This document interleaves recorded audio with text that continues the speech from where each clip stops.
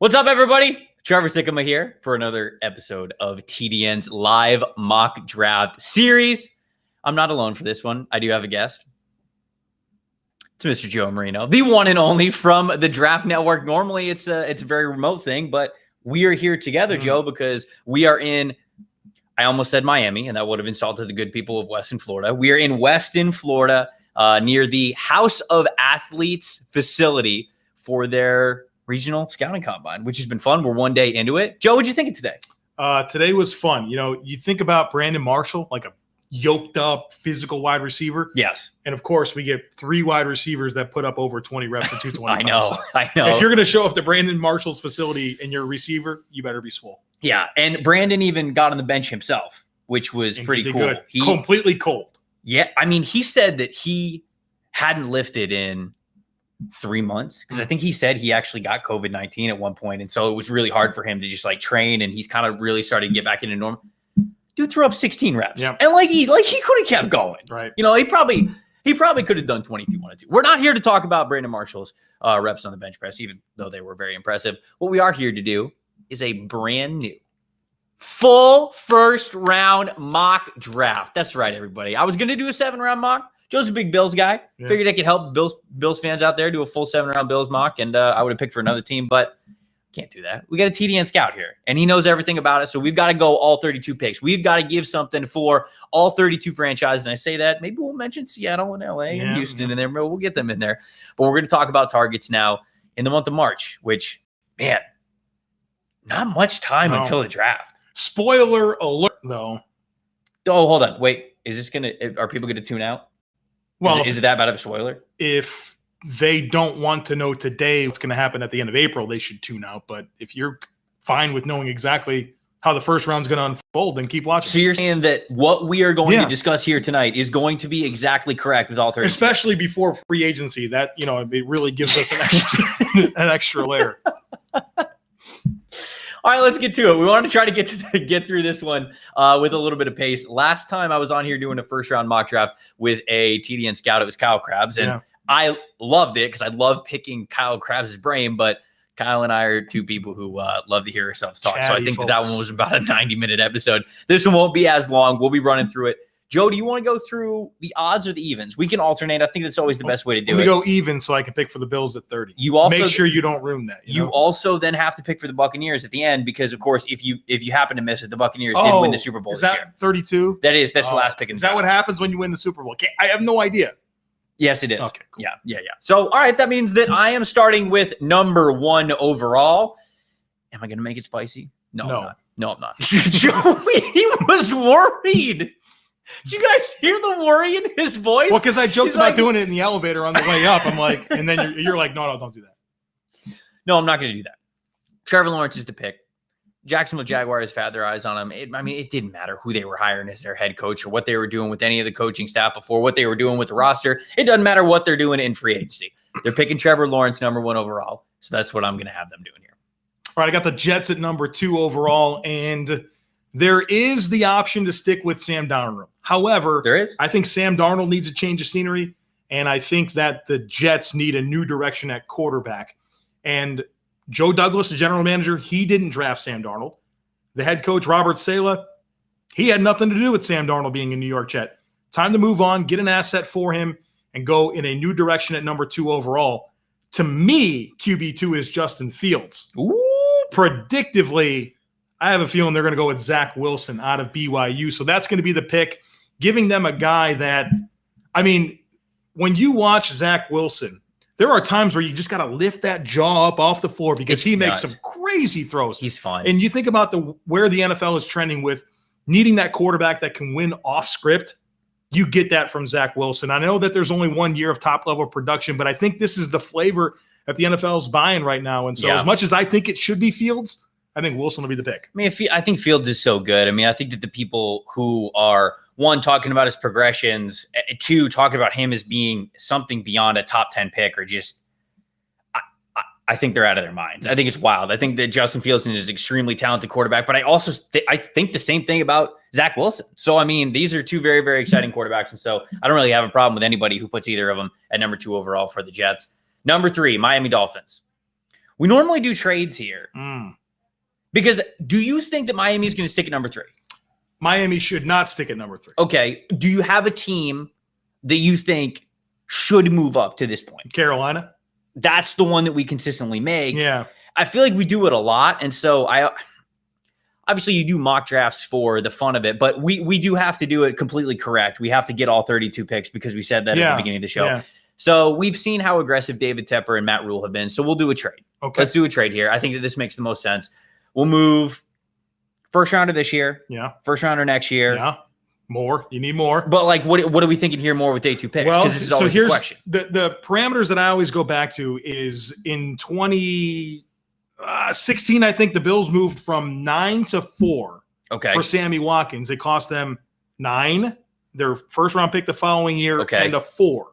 So I think this is for a quarterback. So there's a surcharge on that. It's not going to be a 1-1 and a 4. I think it's a 1-1 and a 2. So I think this year? Yeah, I think it's a 2 this year. Okay.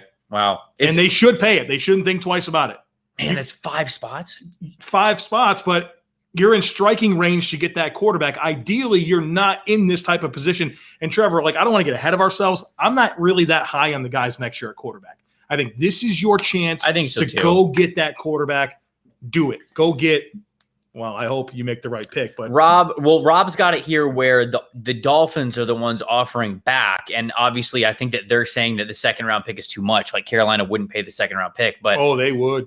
I think I'm with you. I think Rob's got to change it around because I think that Carolina is going to overpay because there's too much at stake here with the quarterback. So I think that we got to flip this around because we've got to make sure that Carolina is outbidding whoever's going to, because, we've talked about the San Francisco 49ers, the New England Patriots, the Washington football team. Philly.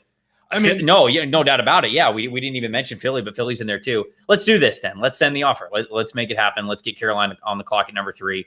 So the way that I've done this before is Carolina was technically picking 8. Yeah. So you can pick for Carolina here, and then I'll pick for Miami when they come back around at number. Bring me Justin Fields to the Queen City, brother. We need a fun quarterback in that hometown that we have there. Not the native town, but the hometown, right? True. Okay. We live in Charlotte. Yeah, we are both Charlotte residents. So Justin Fields is the pick here, and I love it. I absolutely love it. Really unique spot for Carolina because I think Tampa Bay has a few more years to really compete. I think Atlanta, right now, they're kind of blowing it up. The Saints, obviously blowing it up. Carolina's right there to kind of start making some noise. Justin Fields with DJ Moore, with Christian McCaffrey, with Robbie Anderson, with the defense that they added a lot of young talent to. You think they bring back Curtis Samuel? Because you didn't mention him. So I don't think you can bring back Curtis Samuel. I think he's their 4th option in that offense, and I think he's going to cost like $11-12 million a year. So I think that's just a little too much for my 4th option in the offense. But I like that you're inserting Justin Fields into a situation with an offensive coordinator in Joe Brady, who's really dynamic and innovative. Yeah. But he's going in a situation where DJ Moore, Robbie Anderson, and Christian McCaffrey are there. Like so many times these young quarterbacks go into situations where there's other young players, there's developing players around them. He's got proven commodities that he can work with from day one. And I think Justin Fields is really accurate and he's extremely talented. He's got size, athleticism. No, he's great. He can win off script. I mean, he's all levels of the field. Like, I love this pick for Carolina. He'd be great for Carolina. He's exactly what they're looking for, obviously. We've got the Atlanta Falcons up at number 4 overall. I don't think they're going to pick a quarterback. I don't. Now, would a quarterback be the wrong move? No, I wouldn't. I wouldn't say that at all whatsoever. Especially because Trey Lance is the last guy on the board. You go get Trey Lance, you give him a situation where he sits behind Matt Ryan. And I love it for him. Right. Play action heavy system with Arthur Smith there. I know, but it's rich. Arthur Smith, I don't think is going to spend his first round pick at number 4 overall on a quarterback that he's not going to play for what he hopes is like 2 years down the road. Yeah. This guy's a first-time head coach. You know what I'm saying? Like, he's not going to pick a guy at number 4 overall that he's not going to use. You know what I'm saying? Like, he's got like I like the long-term play. I do smart, too. I don't think it's a bad thing to do, but I really do believe, especially after looking at what Arthur Smith was able to do with Ryan Tannehill, he 100% is going to look at Matt Ryan and be like, hell yeah, we got 2 more years out of this guy. Absolutely, I can make something happen. I'm going Kyle Pitts. Woo! I'm making Kyle Pitts happen at number 4 because the more that I think about this, the more that I love it. No offensive coordinator in the NFL, and I know a lot of people who are listening to this have heard me say it before, but no offensive coordinator in the NFL went heavy, multiple tight ends, more than Arthur Smith over the last 2 years. Okay, you get in a situation where you've got Hayden Hurst. I think that he's fine. You also throw Kyle Pitts in there. You give them the ability to run all sorts of play action with more heavy personnel, and you've got a guy like Kyle Pitts as one of your tight ends to do it. You've got Calvin Ridley on one side, Julio Jones on the other. This is where I'm going. I'm going Kyle Pitts. I don't hate it. I think he's one of the best 5 players in the draft. So now I have the Cincinnati Bengals.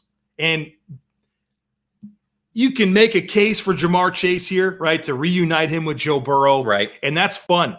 But I'll tell you what, the NFL has been doing a real good job of getting production out of day 2 wide receivers. I think what they have to do here is protect that number 1 overall pick from last year in Joe Burrow. Obviously, they didn't do a good enough job of that this past year, and Joe Burrow paid the price. Get this man a left tackle, Penei Sewell from Oregon, a guy that I think, oh, man, he's so young. When you watch him in 2019 at Oregon, and, I mean, anybody who evaluates NFL talent just can recognize what this guy has at such a young age, his size, his athleticism, his power.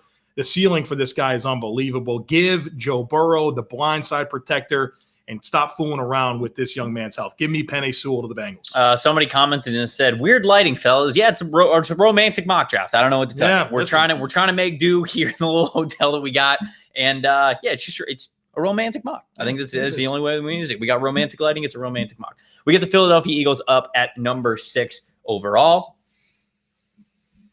Oh, I don't make Ben Solak as mad as you possibly can. I don't think that they would draft Trey Lance. You don't. The quarterback factory Philadelphia Eagles wouldn't draft Trey Lance. Don't give me that. Rob scrolled all the way to the bottom of the mock draft machine to make Ben mad. I don't think they go Lance.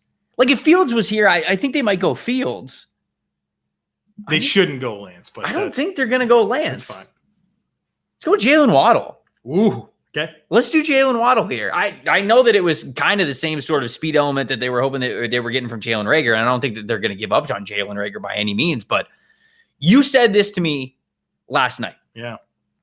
When you think about this wide receiver class, a lot of people just have Jamar Chase at number 1 overall as a wide receiver 1. And you said, who in this class would you be most afraid of if you were the defense? And I went, probably Jalen Waddle. You're like, all right, so there he is. There we go. So all right, we're going with Jalen Waddle at number 6 overall.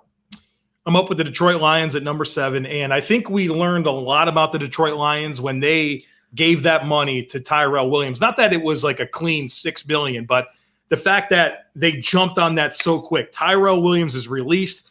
We need to pounce and get a wide receiver. It said a lot about the needs that this football team has. I agree. They knew his appetite for kneecaps right away. Right. You know who else is a bully that likes to eat kneecaps? Who? Jamar Chase, wide receiver from LSU. Sure. Look, the Lions have a lot of needs, right? Yes. I mean, defense is – and that was the thing when they moved on from Matt Patricia. You have so many specific players for that unit that you're going to need multiple drafts to kind of get the right combination of players. And so I think what they should focus on is getting – that infrastructure right offensively. I think Jamar Chase gives them a chance of having a true number 1 wide receiver. They don't have to panic for their situation that they're in right now with everybody, literally, besides Quintez Cephas being a free agent. And I think the way the board fell here with Chase being available, I think it's the right direction to go in. What if they also franchise tagged Kenny Golladay? Well, then they have 2 receivers now, right? Like, I mean, they need the NFL. I don't hate it. I set that up to be like, this would be amazing. You have to have 3 good receivers. I saw a stat today. I can't remember who put it on Twitter, but if it was good, it was me. So is Trevor. Okay, yeah. Every team in the NFL, their most frequent personnel grouping for passing the football was 11 personnel. It's no longer about having 2 running backs or 2 tight ends. It's about having 3 wide receivers. So, like, great, you brought in Tyrell Williams. Great, you re-signed Kenny Golladay. You still need another guy. If you want to keep up with the league trends, you need 3 good wide receivers, and you need depth because you need to always have 3 good receivers. Give me Jamar Chase. Man, this puts the Miami Dolphins in an interesting situation at 8. I hate to see it. Because do I want to pick Devontae Smith at 8? I don't know if they would, especially knowing they could potentially get a wide receiver that they really like at 18. Rashawn Slater's still there. What do you think about Slater? Do you like Slater? I do. Okay. You don't like him top 10? No, not for Miami. I think Sewell's a really good pick for Miami. He's not available. But he's not available. This is the nightmare, right? For Miami, you hate to move out of 3 and not have Waddle or Chase available to you. Now, you can pick Devonta Smith. Oh, I know what I'm doing. Who literally just said. I know what I'm doing. I know what I'm doing. Pull up the trade machine, Rob. We're trading. We're moving back again. Woo! Put the 49ers on the. No. You know what? They're not trading with New England. 49ers. Oh, yeah, they can't trade with New England. Right. I thought about New England. I'm like, we never have the Dolphins trade with New England. Why? Well, you idiot, because they're not going to help New England. They don't know New England anything. All right, so let's do the 49ers. First this year. Ooh. So the Bills gave up. So the same thing, the Josh Allen trade. It was correct, 2 twos, 51 and 52. What if we do a second and a fourth? I think you need a second and a third. You need a second and a third? What's quarterback surcharge, brother? What's the trade likelihood? Now, come on. Trade likelihood's green. Okay. We're making it happen. We're sending it. We're sending it in. We're Dan Marino video clip. Send it in. That's what we're doing right here. And we're having the San Francisco Port. Actually, you're up with the Niners now. Good trade. We're picking Trey Lance, quarterback from North Dakota State. And what's interesting about this is I like the fit, but I also like that they don't have to play him right away. Like, I know that 49ers fans are probably eager to move on from Jimmy G, and I totally get that. But I think the worst thing you can do is put Trey Lance on the field sooner than he's ready. We're talking about a guy that only has 350 career passing attempts at North Dakota State. So, let's have some patience here. Let's play the long-term play here. But I think taking advantage of this opportunity to get a really toolsy developmental quarterback that can be your long-term answer is really good, especially when you're picking 12. That's not in striking distance. And you get a guy with his type of ceiling. That's really exciting for San Francisco. Somebody just said they should have traded down to 19 with Washington. I think that's too far. I think if you're Miami, even if you're gaining a lot of draft capital, you don't want to pick 18th and 19th in the first round. No, you have to have something. You still want to get that premium talent. I agree with you. 9, Denver Broncos on the clock. Caleb Farley is perfect. Yeah. Caleb Farley with Vic Fangio getting to play that cover 3 system. I mean, this is totally perfect. Caleb Farley. I just went through my final eval of him, and dude, he's good. Special. He obviously still has a way to go when it comes to anticipation with the position, but corner is also the position I think that takes the longest on the defensive side to really master, because so many different wide receivers can throw so many different things at you. So yeah, he's a little bit green in the anticipation area, but the size, the speed, the fluidity, the recovery speed, everything is there for Farley. I love this tape. So this one's easy for me at 9. All right, so I got Dallas at 10, and you do a lot of mock drafts too. I do. Do you find yourself every time just giving Denver one corner and Dallas the other corner and moving on? Is there some other scenario that we need to be thinking of? Because it feels natural and easy, and it makes a lot of sense. Both teams need to get help at cornerback. It's a premium position. Yeah. You got 2 guys that are worth the pick. But there's part of me that's I just don't think it's this obvious that it's going to be Farley to one of these teams and Surtain the second to one of these teams. Who's the best left tackle in this draft, though? Second best. So sorry, you have Darisaw, you have Slater best. Available. So or you're going to pick Darisaw at, because I don't know if the Dallas Cowboys are going to look at Rashawn Slater, look at Tyron Smith, and think, that's our next left tackle guy. It's not the same thing. Right. No, I just don't think. And I think that Dallas has to go defense here. I have a hard time buying Micah Parsons as a pick here. No, they don't. Surtain's plenty worth the pick. I'd be fine with that pick. I just feel I'm in this rut, and I want to get out of it. Well, is it Kwity Paye? You're not in the rut. The Cowboys are in the rut. It's not a bad rut to be in. I'm just trying to bring some originality to the table here. All right, so pick Najee Harris. Do it. Oh, I'm just kidding. Do you realize that Dallas has not even started paying Zeke that 6-year extension? No way. Yikes. I guess they could have an edge need. If you wanted to go Kwity Paye, I think you probably could here. Let me see what the chat says. I just put that out in the universe. What is the chat saying? Parsons. Slater's a guard. Man. Okay. Rob just said Jalen Phillips. No, it's too high. Rousseau. Harry said give him Rousseau. Okay, that sounds like he's a division rival fan. Okay, damn. Tell us how you feel about J.C. Horn. Why would I give him not the next best corner in the draft? Yeah, you're not nearly as big as you're not big on Horn like you. Well, I can tell you that myself and Kyle, neither one of us have a first-round grade on Horn. So, ooh, JOK is fun. Amusu Koromoa. Wait, that's fun. That gives them some versatility. I could be talked into this. Especially when you think about like your division. The Giants, Washington, and you have Philly, that's a 12 personnel heavy team, or at least they used to be. We're not exactly sure what they look like under Sirianni, but the Colts got tight ends involved. So you have this need in my mind for a tight end eraser and a guy that can play in space, because we know that Scott Turner loves yards after catch. Yep. You know that the Giants with Daniel Jones, like he's not necessily very dynamic. Make the pick. Over Parsons? Let's go. Jeremiah Owusu Koromoa to Dallas. What you have is this really dynamic linebacker, slot safety. You can use them 4-3 as their weak side linebacker. You can go 3-3-5 and do all kinds of fun stuff with him. Let's make that scheme more dynamic. JOK to Dallas at 10. No Pitts on the board, no Waddle on the board, no Chase on the board for the New York Giants at number 11. Edge rusher's probably the next biggest need for him. Kwity Paye's the top edge that we have on the predictive board. You got to go offense here. Rob is saying, Rob, a noted Giants fan, is saying Kwity Paye or Jalen Phillips. Oh, you got to go offense. You got to go offense. They were 32. They were like the worst offense in the league. You got a make or break year for Daniel Jones. You're not going to give him something here?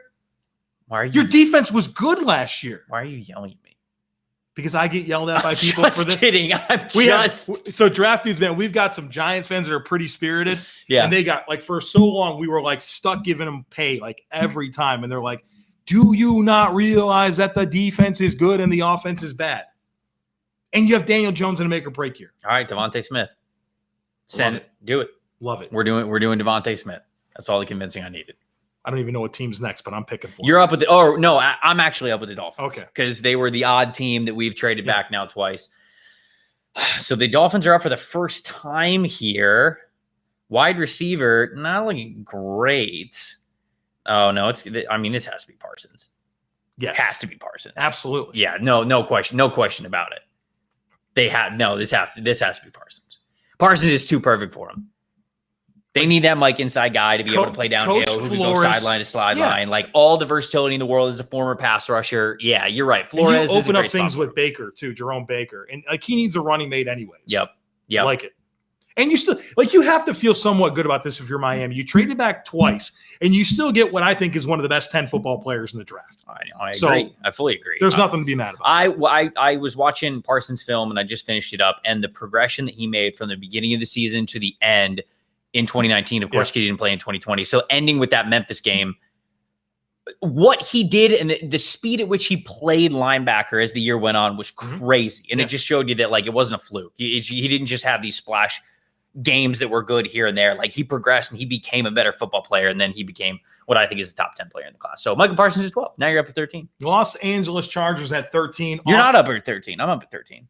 Trevor's up at number 13 with the Los Angeles Chargers. Thank you. Really appreciate it. Rashawn Slater. We're going Rashawn Slater. The Chargers have an offensive line need, whether it is on the interior or at offensive tackle. I think Slater can be a tackle. I really do. I think he's a dang good offensive lineman, but he also gives you a lot of different versatility. So if the Chargers happen to in the second round, like if a tackle happens to fall to them, then they might be able to go, okay, to get our best 5 offensive linemen on the field, we draft a tackle here. Or if it's a big interior offensive lineman guy, they could draft them, go, okay, Slater's playing tackle for us. I love the versatility that he brings. I think it is really smart to draft him here. So 13, Rashawn Slater. Now you're up with the Vikings. Minnesota Vikings, number 14 overall.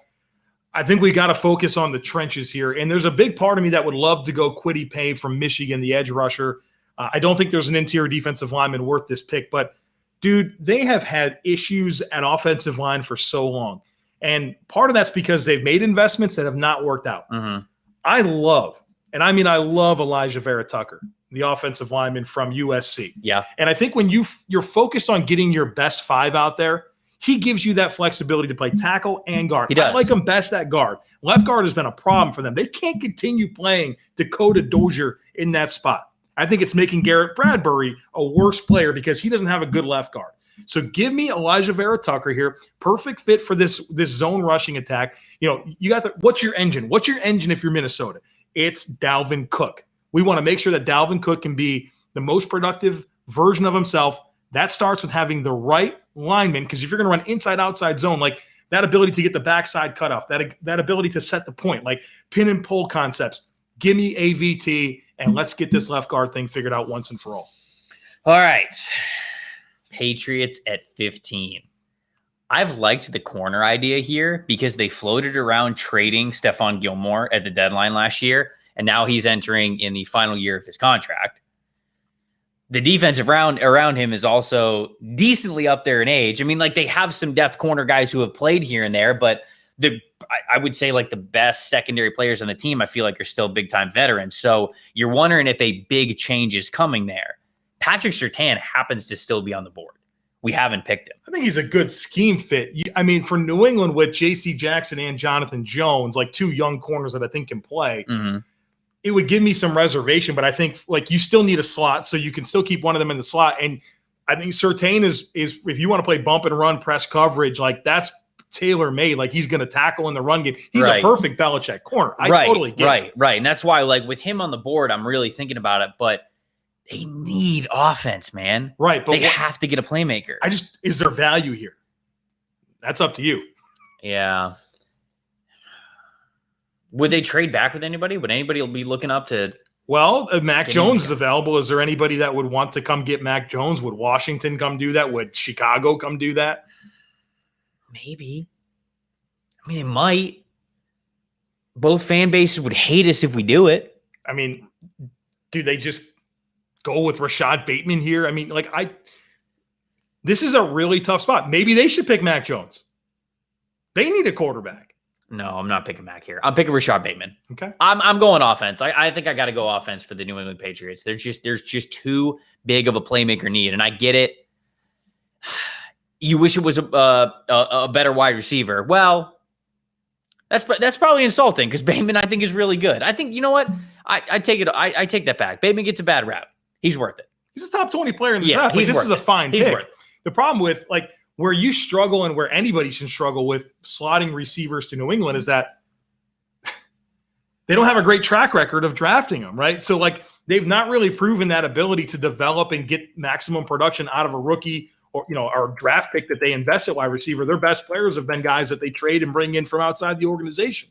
But if you don't feel comfortable with Mac Jones there and you feel like you have to prioritize offense, then you're kind of stuck. And Bateman's a good player. It's just I think the doubt comes in not because of Bateman, but because of New England. Yeah, but I'm running New England now, so we're all good. Well, yeah. Well, I can't believe I would have any doubts whatsoever. That's what I'm saying. Is this my pick, the Cardinals, number 16? Yeah. This is me being more predictive than I am using my evaluator hat. I think Arizona's got to continue to find some help on defense. Obviously, they brought in J.J. Watt. Chandler Jones coming back healthy is going to matter a lot. I really like Budda Baker. I mean, Jordan Hicks had a good year. Byron Murphy's really become a player for them, but they need some outside corners. Pat Pete's probably gone. They're starting Drake Kirkpatrick, who's, definitely his best days are behind him. They need a cornerback. We're going J.C. Horn from South Carolina. Over Patrick Surtain? Wait. I forgot Patrick Surtain. Yeah, still on the I was going to say. Because normally he's not. Yeah, no, and I know. We are going to stop the slide right here. Yeah, Patrick Surtain is the pick. Everything I just said, but just insert Patrick Surtain the second. Everyone probably had just typed in all caps some sort of profanity at you in the chat. In my defense, he's never there. Look, doing a lot of mock drafts in my life, I never get to Arizona and Surtain's on the clock. But I think it's a conversation worth having because he's a really good player.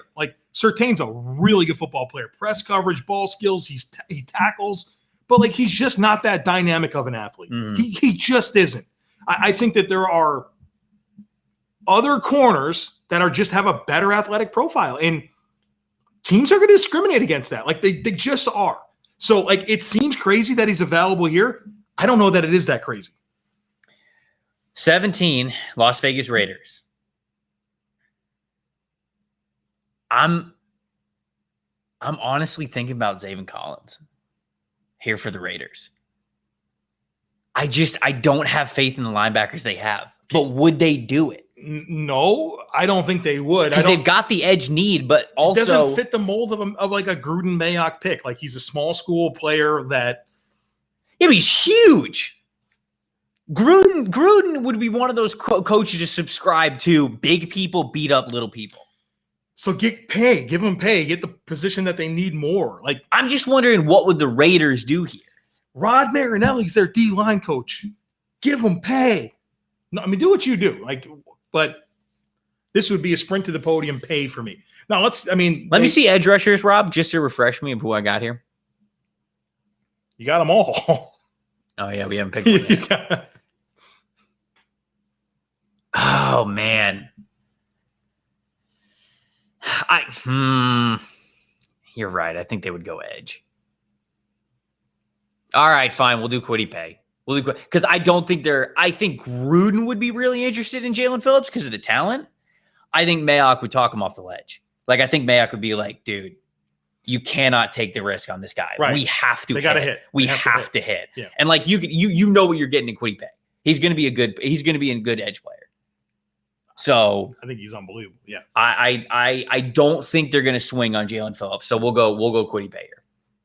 So I have the Miami Dolphins. You do. And this is a really different scenario because they have Micah Parsons with their first pick. And I think we've got to go back to the offensive side of the football. But I'm not in love with a lot of my options. I mean, this is a team that needs wide receivers that can separate. And I think there are some available, but I don't know that it's the best value at 18. Mm-hmm. So that's where I really, really struggle. They have Mike Gesicki at tight end. They had 3 rookies on the offensive line starting.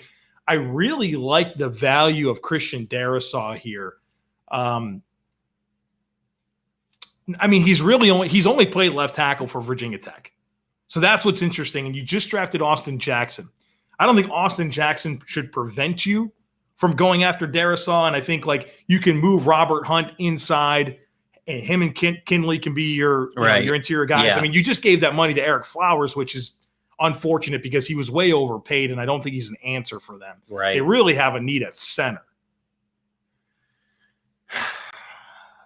Man, this is tough for Miami. Great scouting report there on Christian Darrisaw, if I've ever seen one. Yeah, that Marino guy knows what he's talking about. The other X factor here that we have to consider is running back. Right. Well, I mean, they've got this is a classic spot for Najee Harris. He's coming off the board early. You got right now it's Myles Gaskin and Patrick Laird. That's kind of the running back situation right now. And last year I felt like they wanted to get Dobbins, but they went with Igbenogany, and then like they played the waiting game, and the waiting game wasn't kind for them at running back. And so they left that draft without a running back. Here they are sitting with their choice of guys. But does Travis Etienne and Javonte Williams in the class, knowing that they also pick, because when's their next pick? At 35. Yeah, it's right at the beginning of the second round. Like they're gonna get one of those guys, but now they have their choice. They can still get a good player at 35. I hear you. I wouldn't hate the Najee. Well, yeah, I mean it depends. The board didn't really explosive. It's not like the board fell to them in a way where you just say, oh yeah, obviously we're not going running back here because this guy's on the board. Right. They have their pick. And that they're doing this co-offensive coordinator thing. And one of their co-offensive coordinators is Eric Studesville, who's been a long-time running backs coach in the NFL. Like, I trust him to get the most out of this player, especially if you're sticking with Tua, where I think you need to have that guy that he can lean on to just like throw the football to, like in some sort of way, funnel your passing game through that running back. The better receiving back is, believe it or not, Najee Harris. The more explosive guy is Travis Etienne, and I think that's the redeeming quality here.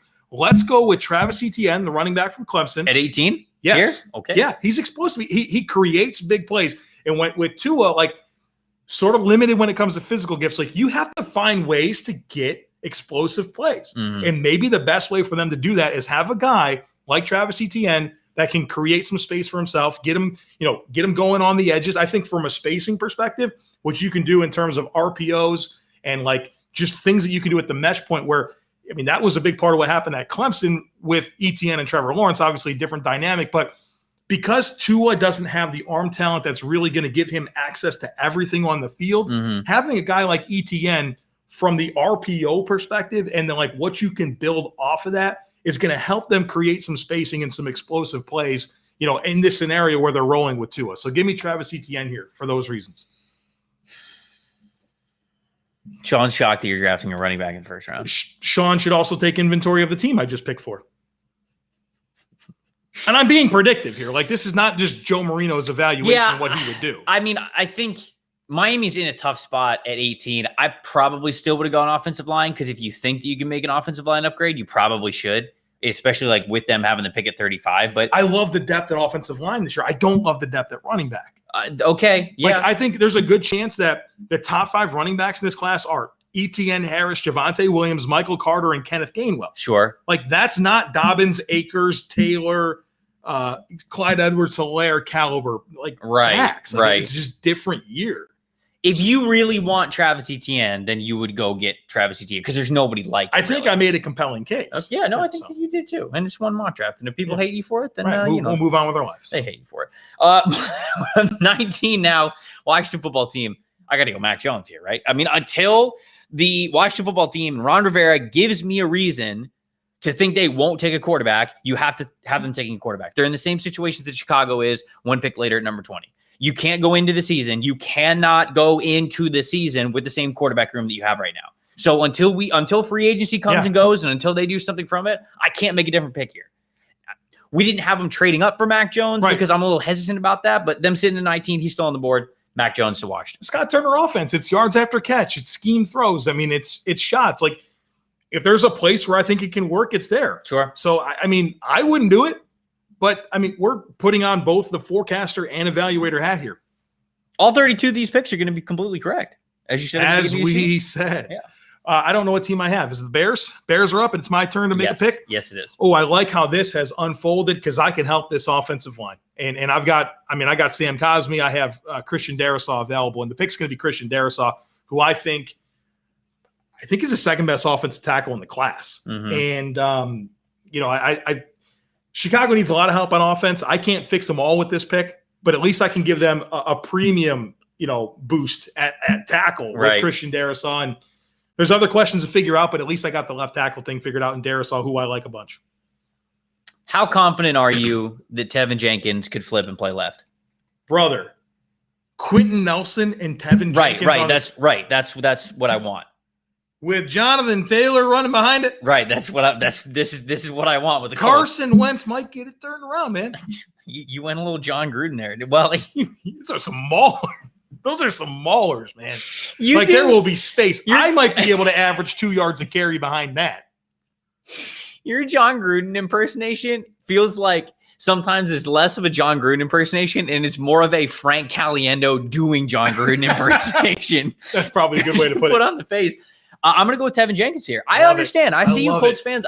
I know that J.C. Horn is still on the board, but for the style of defense that the Colts run, I don't like J.C. Horn as much for that. I love Tevin Jenkins, that mean son of a gun, playing next to Quinn Nelson. They're going to hurt people. Horn's a bad fit for them. He really I agree. I 100% agree for you. I'll go Tevin Jenkins. That's a fantastic guy that you can put in replace of Anthony Costanzo. They're going to be the Bash Brothers of the NFL. I really do think that. Dude.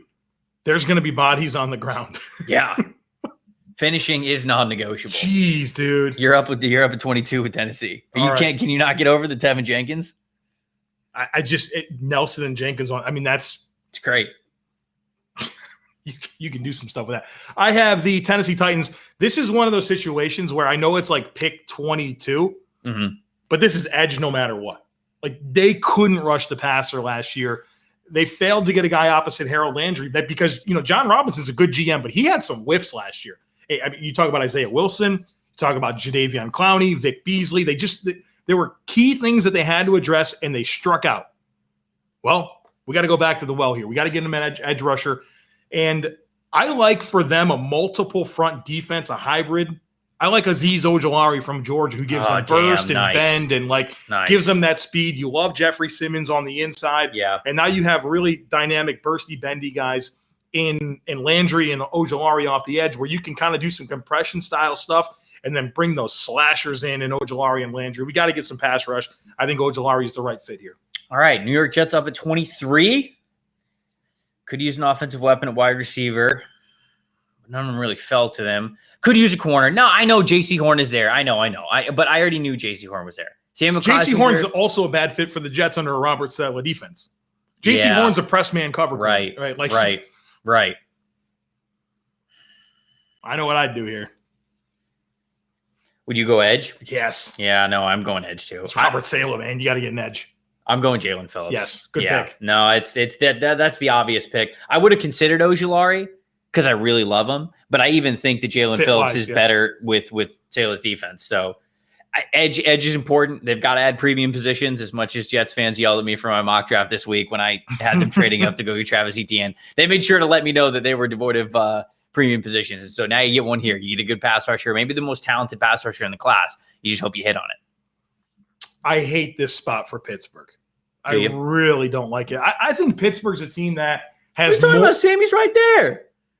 We'll get there. Listen. Jeez, he couldn't have sounded. Pittsburgh's got a lot of needs. They do.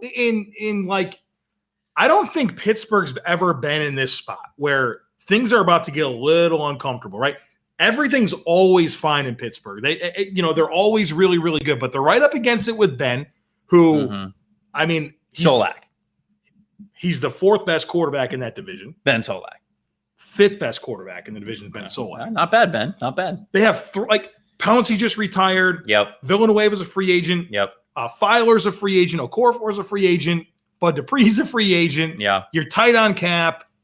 You have needs. Juju's a free agent. What's going to happen at running back? They have questions on this team. But the biggest question's on offensive line. You have 3 starters that are up for free agency, and your center just retired. Yep. We need answers here. I like Sam Cosmi. I guess the player that I really like for them is Liam Eichenberg from Notre Dame. I think that he's really solid across the board. I'm not sure he has any one dynamic trait where you're like, that's why he's great. But the sum of his parts equals a really, really good player. I think he knows how to play O-line really well. He seems in control at all times. Those are good things to say about offensive line. Yeah. And they need something. They need to know. They can't take – Sam Cosmi's super toolsy. And I like Sam Cosmi. But they need a starter right now. And I think Eichenberg gives them a chance to do that. Okay. So we're going Eichenberg here. Yep. Jacksonville Jaguars at 25. Now I'm out here considering J.C. Horn. J.C. Horn on one side, C.J. Henderson on the other. Yeah. I think that's a really nice 1-2 combo for him. They could also potentially go offensive line. Right. Safety, I like Trayvon Merrick as a potential for the first safety to go off the board here at 25. I think potentially Christian Barmore could be on the board for them, although I'm not. I don't know if that's going to be the case. But with J.C. Horn being here, I think that this is the pick. Go get yourself 2 guys that you could play in man coverage.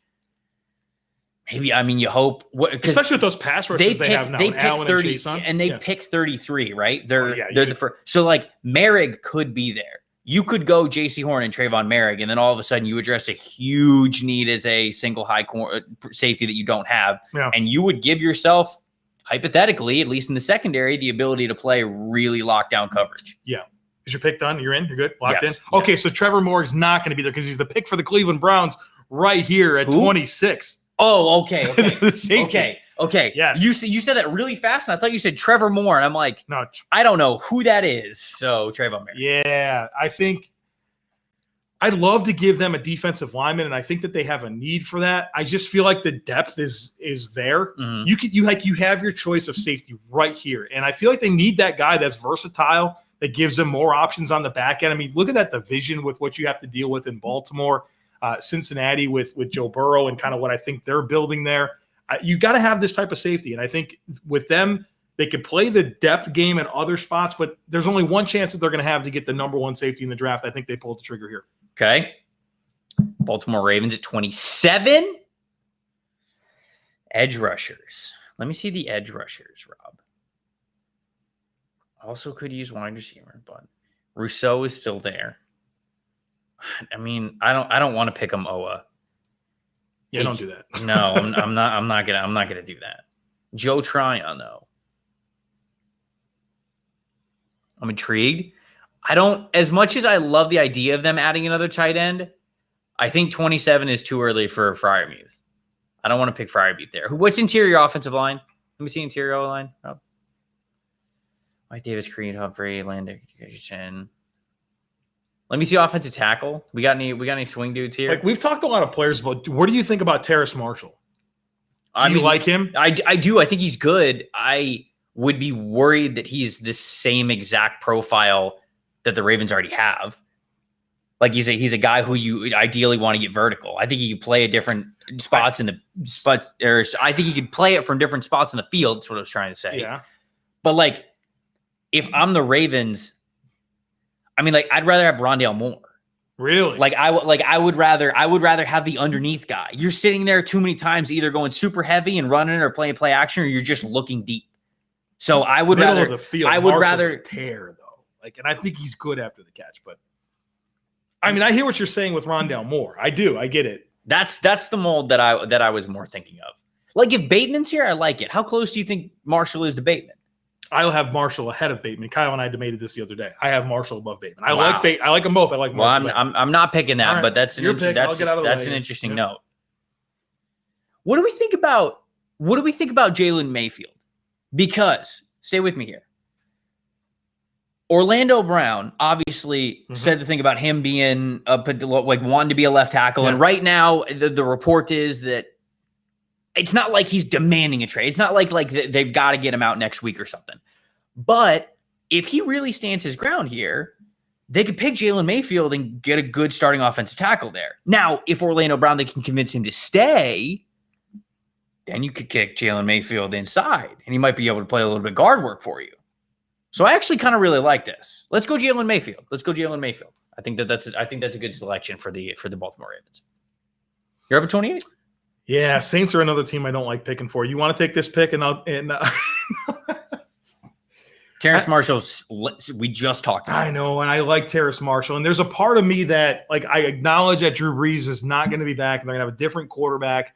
And I think the best chance for that quarterback to have a chance is by giving them more weapons. Because, like, in the passing game, obviously Kamara is a big deal for them, but Michael Thomas is huge. But, like, what else? What else do they have at receiver? This is a tight end. Like Adam Troutman's going to be like their guy. They just released every other tight end they have, and they gave everything to go get Troutman. So, like, there's some avenues here, but I think they just need more options in the passing game.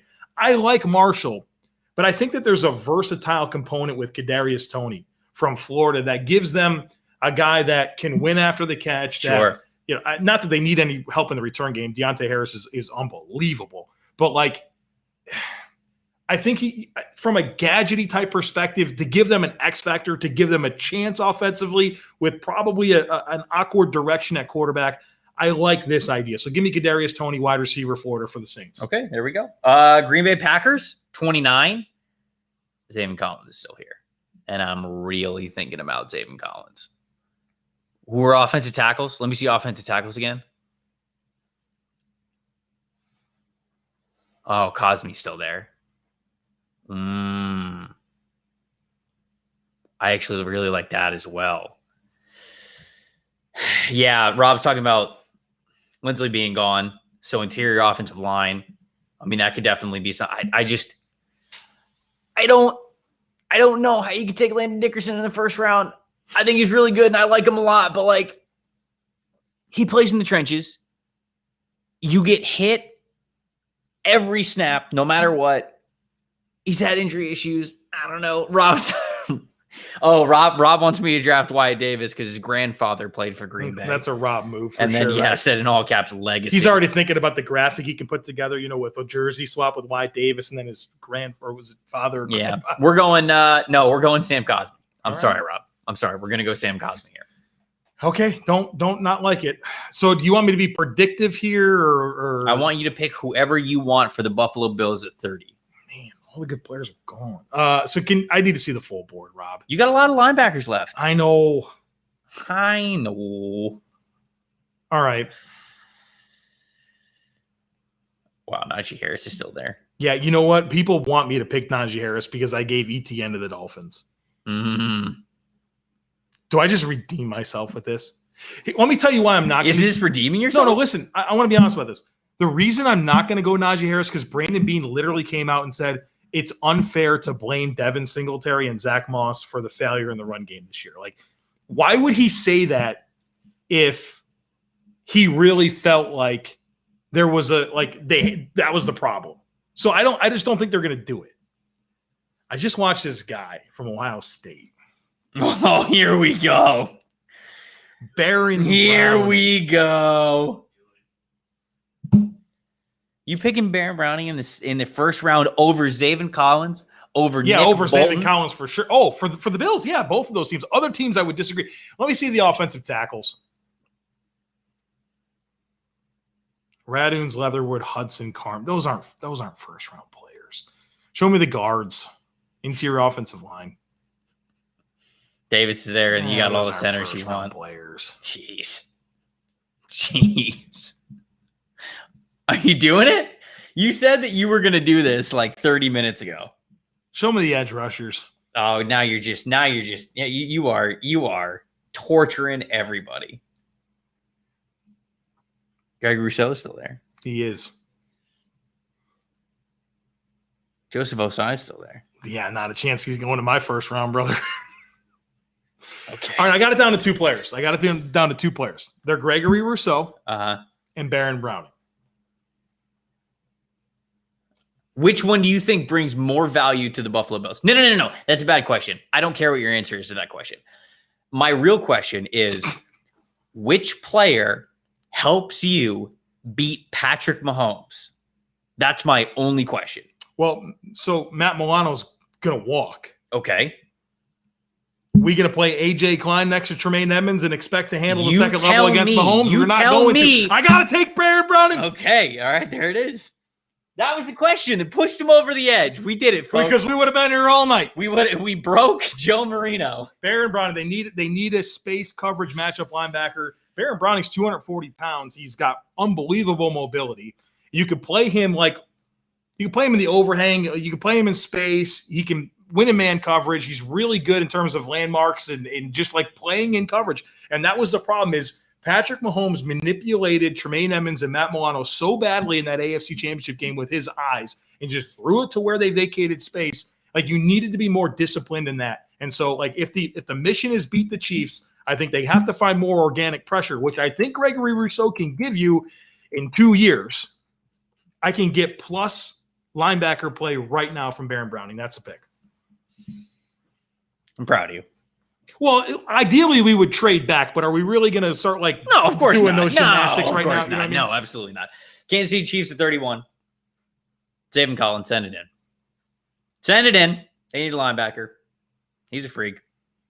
Unbelievable size, speed, strength combo. I don't even need to say anything more than that. You got the Buccaneers on the clock at 32. Oh, I forgot. Don't blow it. Don't blow it. Don't blow it. Could really use a tight end. Oh, gee. Kidding. I was joking that the Bucs are tight end hoarders because it just hit me that they picked up that 5th-year option on OJ. Yeah, so he's under contract with right on that. So, what do we think about Rousseau? What do we think about Levi Ozarike? I think that the Bucs are really going to like Levi Ozarike. I really do. There's a chance that Ndamukong Suh doesn't come back. So I think that there's a big chance that they would have an interior defensive line need. A lot of Bucs fans talk about Christian Barmore. No, you can't pick Cartwright. No, he's too high variance of a player. So a lot of Bucs fans talk about Christian Barmore, but I think interior defensive line could be a need, but also Najee Harris is on the board. And I don't think Leonard Fournette comes back because I think he's going to be able to make more money elsewhere. Okay, so James White is a Buck, right? LaShawn McCoy is done. If they go get James White, then yeah.